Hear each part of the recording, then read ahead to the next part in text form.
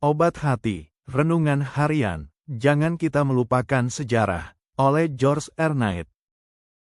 Mari awali hari dengan sejenak mendengar suara Tuhan lewat renungan harian.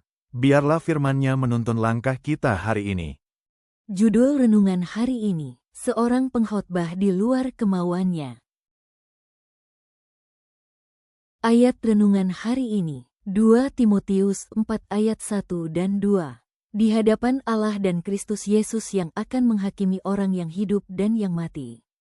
Beritakanlah firman, siap sedialah baik atau tidak baik waktunya, nyatakanlah apa yang salah, tegurlah dan nasihatilah dengan segala kesabaran dan pengajaran.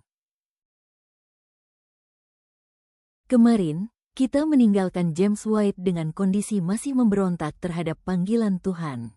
Akhirnya, katanya, saya memutuskan untuk melakukan tugas saya. Segera setelah itu, kedamaian yang manis dari Tuhan mengalir ke dalam pikiran saya, dan surga tampak bersinar di sekeliling saya. Saya mengangkat tangan dan memuji Tuhan dengan suara kemenangan. Pergumulannya dengan ambisi duniawinya tidak berakhir, tetapi setidaknya ia telah bergerak ke arah yang benar. Kesaksian James memberi dampak sejak awal. Di suatu tempat, seorang wanita mengumpulkan sekitar 25 tetangganya, yang tidak satu pun mengaku sebagai orang Kristen.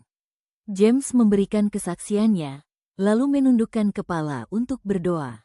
Saya terkejut, tulisnya, menemukan bahwa ke-25 orang berdosa ini semua menundukkan kepala bersama saya. Saya hanya bisa menangis, mereka semua juga menangis bersama saya.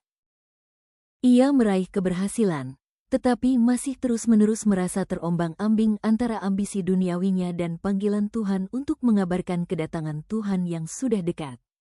Pergumulan itu, tulisnya, sangat berat. Pada suatu kali ia merasa malu, sebab khotbahnya sangat buruk karena kurangnya pengetahuan Alkitab, tetapi ia terkejut mendengar beberapa pendengarnya memanggilnya Penatua White. Kata Penatua, yang dituakan dalam pengetahuan Alkitab, kenangnya, menyayat hati saya. Saya bingung dan hampir merasa lumpuh. Segalanya berjalan cukup baik sampai saat ia mencoba berbicara di hadapan dua pengkhotbah yang belum menerima doktrin Advent. Setelah 20 menit ia menjadi bingung dan malu, lalu duduk. Pada saat itu ia mencatat, saya akhirnya menyerahkan segalanya kepada Kristus dan Injilnya, dan menemukan kedamaian dan kebebasan. Selain berserah diri, James menyadari bahwa jika ia ingin menjadi pengkhotbah yang sukses, ia perlu mempersiapkan diri untuk tugas tersebut. Sebagai hasilnya, ia menyampaikan, saya membeli terbitan Advent, membacanya dengan saksama, mempelajari Alkitab saya, dan berbicara di depan umum saat Tuhan membuka jalan. Kita dapat menemukan pelajaran dari pengalaman James White bagi kita semua. Tentu saja, kita tidak semua dipanggil untuk menjadi pendeta, tetapi Tuhan memanggil masing-masing kita untuk menggunakan bakat yang telah Dia berikan kepada kita. Beberapa dari kita memiliki pergumulan yang terus-menerus dalam menyambut panggilan itu. Kabar baiknya adalah bahwa Tuhan tidak kehilangan kesabaran terhadap kita. Sama seperti yang Dia lakukan terhadap James, Dia akan terus bekerja dengan kita sehingga Dia dapat bekerja melalui kita. Doa kita setiap hari haruslah agar Tuhan tidak hanya menunjukkan kehendak-Nya kepada kita tetapi juga agar kita menerima kehendak-Nya bagi hidup kita.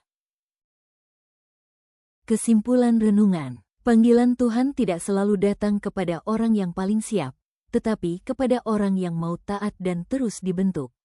Seperti James White, kita sering berada di antara keinginan pribadi dan kehendak Tuhan.